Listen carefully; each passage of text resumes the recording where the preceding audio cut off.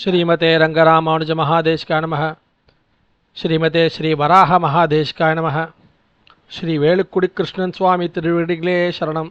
वेदांत लक्ष्मण मुनीन्द्र कृपादबोधम तत्पादयुग्म सरसीरह भृंगराजम त्रयंदयुग्मकृतभूरि परिश्रमं तम श्रीरंगलक्ष्मण मुनिं शरणं प्रपद्ये। श्रीमते रंगरामानुज महादेशिकाय नमः। श्रीमते रंगरामानुज महादेशिकाय नमः। இன்னைக்கு நம்ம பார்க்க போற தலைப்பு உன்னை காண்பதோர் ஆசையினால். ஆஹா, ஆழ்வார் என்னமா சொல்லியிருக்கார்? உன்னை காண்பதோர் ஆசையினால். யாரை காண வேண்டும்? அந்த கண்ணழகனான கண்ணனை காண வேண்டும். எப்படி காண வேண்டும்? கண் சிமிட்டாமல் காண வேண்டும். எப்பொழுதும் காண வேண்டும். எதனால் காண வேண்டும்? ஆசையினால் காண வேண்டும். எங்கே காண வேண்டும்? பரமபதத்தில்தான் இப்படி காண முடியும். அந்த பரமபதத்தில் கண் சிமிட்டாமல் காண்பதற்கு பெயர்தான் சதா பஷ்யந்தி சூரையக என்று வேதத்தில் சொல்லப்பட்டுள்ளது. தத்விஷ்ணோத் பரமம் பதகும் சதா பஷ்யந்தி சூரையக. தத்விஷ்ணோத் பரமம் பதம், விஷ்ணுவின் பரமபதத்தில் எப்பொழுதும் விஷ்ணுவை காணலாம், அள்ளி அள்ளி பருகலாம். அவனை காண்பதென்பது லேசான காரியமா? அந்த ஆசை என்பது சாமானிய ஆசையா? பேராசை அல்லவா? அந்த கண்ணன் அவ்வளவு எளிதில் கிடைப்பானா? ஆசை சாமானிய ஆசை என்கிறோம். உலகத்தில் அனைத்திற்கும் ஆசைப்படு என்கிறார்கள். ஆனால் இந்த ஆசையோ அனைத்தையும் மீறிய ஆசையாகிற்றே. 100 ரூபாய் வேண்டும் என்றால் அது ஒரு ஆசை. 1 கோடி ரூபாய் வேண்டுமென்றால் அது பேராசை என்கிறார்கள். ஆனால் எவ்வளவு கோடி கொடுத்தாலும் கண்ணன் கிடைப்பானா? அதனால் ஆழ்வாரோ உன்னை காண்பதோர் ஆசையினால் என்கிறார். யாரை காண வேண்டும்? பெருமாளை காண வேண்டும். எப்படி காண வேண்டும்? சதா பஷ்யந்தி சூரையக, எப்பொழுதும் காண வேண்டும். எதை வைத்து காண வேண்டும்? ஆசையை வைத்து காண வேண்டும். இந்த இடத்தில் ஆசை என்பது பற்றை குறிக்கிறது. அந்த பற்று எப்பேற்பட்ட பற்று? உலக இன்பத்தில் பற்றின்மை, ஆனால் கண்ணனிடம் பற்று. இதைத்தான் பகவத்கீதை சரம ஸ்லோகத்தில் சர்வதர்மான் பரித்யஜ மாமேகம் சரணம் பிரஜ என்கிறார் கிருஷ்ண பரமாத்மா. அதாவது மற்ற இடத்தில் பற்றை நீக்கு, என்னிடத்தில் பற்றை வை என்கிறார் கண்ணன். அதைதான் உன்னை காண்பதோர் ஆசையினால். பிறகு எதற்கு அவனை காண வேண்டும், எதற்கு அவன் மீது ஆசை வைக்க வேண்டும் என்பதை பார்ப்போம். இப்பொழுது உலகத்தில் நாம் இன்பம் என்று நினைக்கும் அத்தனை இன்பங்களும் நிரந்தரமற்றது, எளிதில் மறைந்து போகக்கூடியது. நாம் காணும் இன்பம் அத்தனையும் எளிதில் மறைந்து போகக்கூடியது. இன்பம் மட்டுமல்ல, துன்பமும் அப்படித்தான். துன்பமும் எளிதில் வரும், எளிதில் காணாமல் போகும். ஆனால் இந்த இன்ப துன்பங்கள் இரண்டும் மாறி மாறி வருகின்றன. இந்த இன்ப துன்பங்களுக்கு நடுவில் ஒருவன் ஆனந்தம் அடைய முடியுமா என்றால் அதுதான் வேதத்தில் கூறப்பட்டது போல் வியப்பு. இந்த மனிதன் இத்தனை கடினங்களுக்கு நடுவில் எங்கிருந்தோ அந்த தேன்துளியான ஆனந்தத்தை அடைய முயல்கிறான். இந்த சம்சாரம் என்பது ஆழ்வார் குறிப்பிட்டபடி பேதை பாலகன் அதாகும் பிணிபசி முப்புத் துன்பம் ஆதலால் பிறவி வேண்டேன் அரங்கமா நகருளானே என்கிறார் ஆழ்வார். அதாவது பேதை பாலகன், அந்த இளமை பருவன் அதாகும். ஆழ்வார் என் திருத்தகப்பகனார் கூறுவர், பேதை பாலகன் அதாகும். ஆழ்வார் அந்த வார்த்தையை கூட சொல்ல விரும்பவில்லையாம். எந்த வார்த்தை? இளமையினால் வரும் ஈர்ப்பு. அந்த இளமையினால் வரும் ஈர்ப்பு என்ற வார்த்தையை கூட ஆழ்வார் சொல்ல விரும்பவில்லை. அதனால் அதாகும் என்று குறிப்பிட்டார். எங்கே அந்த வார்த்தையை சொன்னால் அது தன்னிடம் ஒட்டிக்கொள்ளப் போகிறதோ என்ற ஐயத்தினால் பேதை பாலகன் அதாகும் என்று சொன்னார். பிறகு பிணி, பசி, மூப்பு, துன்பம் அனைத்திற்கும் காரணமான இந்த சம்சாரத்தை நான் அடியோடு வெறுக்கிறேன். அதனால் உன்னிடம் நான் அடைகிறேன். ஆனால் இந்த இடத்தில் நாம் கவனிக்க வேண்டியது, பக்தியில் 3 வகை சொல்வார்கள்.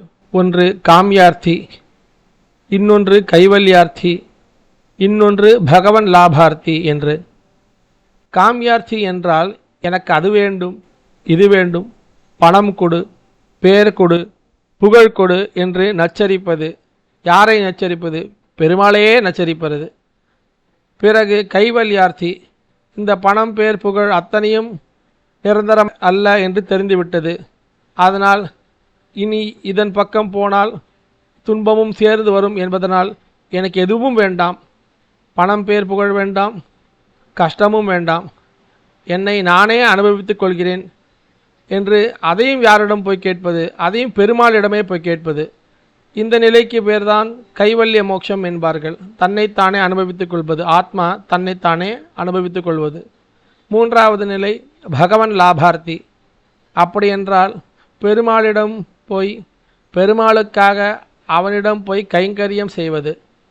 பெருமாளிடம் கைங்கரியம் செய்து பெருமாளுக்கு பிடித்த மாதிரி நடந்து கொள்வது. அந்த பெருமாளுக்கு பிடித்த மாதிரி நடந்தால் நமக்கும் பிடிக்கும்.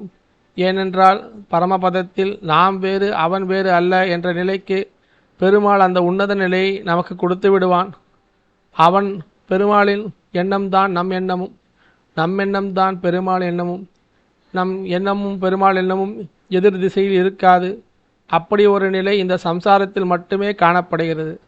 பெருமாள் ஒன்று நினைத்தால் நாம் ஒன்று நினைக்கிறோம், நாம் ஒன்று நினைத்தால் பெருமாள் ஒன்று நினைக்கிறார் என்று மாறி மாறி நமக்கு இன்ப துன்பங்கள் இந்த சம்சாரத்தில் காணப்படுகிறது. அந்த பாசுரத்தின்படி பேதை பாலகன் அதாகும், பிணிபசி முப்புத்துன்பம் ஆதலால் பிறவி வேண்டேன் அரங்கமா நகருளானே என்கிறார். இந்த அனைத்து துன்பங்களும் அதன் காரணத்தினால் எனக்கு பிறவி வேண்டாம் பெருமாளே என்று ஆழ்வார் சொல்கிறார். அது மட்டும் இருந்தால் போதுமா? இந்த கஷ்டம் விலகினால் போருமா? பிறகு இந்த கஷ்டத்தை போக்கி தன்னைத்தானே அனுபவித்து கொள்ளவா இத்தனை பிரயத்தனப்பட்டோம்? அதற்காக இத்தனை முயற்சி? அது மிகவும் கேவலமான எண்ணம் என்று வைணவத்தில் கூறுவார்கள். அதாவது இது 2ஆம் பட்சம்தான். இந்த கைவல்ய மோட்சத்தை ஒதுக்கி வைத்து பெருமாளை தவிர வேறு எதை நீ கேட்டாலும் அது 2ஆம் பட்சமே, அது உன்னத நிலை ஆகாது. அதனால் பெருமாளுக்காக பெருமாளையே அடைவது என்பதுதான் உன்னத நிலை. அதைத்தான் ஆழ்வார் பாசுரத்தில் சாதிக்கிறார். ஊரிலே காணியில்லை, உறவு மற்றொருவரில்லை, பாரில் நின் பாதமூலம் பற்றினேன் பரமமூர்த்தி, காரொளி வண்ணனே கண்ணனே கதுரகின்றேன், ஆறுவை கலைகளம்மா அரங்கமா நகருளானே என்கிறார். இது ஆழ்வாரின் பாசுரம். அதேபோல் தாயே தந்தையே என்னும், தாரமே கிளை மக்களே என்னும், நோயே பட்டொழிந்தேன் உன்னை காண்பதோர் ஆசையினால். அதாவது நாம் பார்க்கும் இந்த பிணிப்பசி முப்பு துன்பமும், தாய் தந்தை கிளை மக்கள் என்ற நோயும், இது எல்லாம் அனைத்தும் நோயை சேர்ந்தது, ஒரு நோயை போல் சேர்ந்தது. அந்த நோயை தவிர்த்து உன்னிடம் பற்ற ஆசையினால் நான் உன்னை அடைகிறேன். இது வெறும் நோய் என்பதற்காக நான் அதை பிறவி வேண்டாம் என்று சொல்லவில்லை. உன்னிடம் கொண்ட ஆசையினால் இந்த நோயை நான் வேண்டாம் என்று சொல்கிறேன். இந்த நோய் உன்னிடம் இருந்து என்னை விலக்குகிறது. அதனால் எதை உன்னிடம் இருந்து என்னை விலக்குகிறதோ அது எனக்கு தேவையில்லை என்று ஆழ்வாரின் அபிப்பிராயம். அதனால் நாமும் ஆழ்வாரைப் போல் இந்த இவ்வுலகில் ஆசையை அறுத்து பெருமாளிடம் பற்றை வைத்து, கிருஷ்ண பரமாத்மா பகவத்கீதையில் சொன்னது போல் சர்வதர்மான் பரித்யஜ மாமேகம் சரணம் பிரஜ என்று அனைத்து தர்மங்களையும் விட்டுவிடு, அதாவது அனைத்து பற்றுகளையும் விட்டுவிடு, அந்த பற்றை என்னிடத்தில் வை, பற்றே வேண்டாம் என்று கூறவில்லை. அனைத்து பற்றுகளையும் விடு, என்னிடத்தில் பற்றுவை என்கிறார். அந்த அனைத்து பற்று எவ்வகை பற்று? பக்தி யோகம், ஞான யோகம், கர்மயோகம் என்கிறார்கள். அதில் சத்துவகுணத்தையும் சேர்த்து விட சொல்கிறார். அதாவது இதிலிருந்து என்ன தெரிகிறது என்றால், என்னால் முடியாது, என்னால் எதையும் கடைபிடிக்க முடியாது. நீ சொன்ன சத்துவகுணமும் அப்படித்தான். நான் சாத்விகமாக இருக்க முயன்றாலும் என்னால் முடியவில்லை. அதனால் நான் உன்னிடம் சரணாகதி செய்கிறேன்.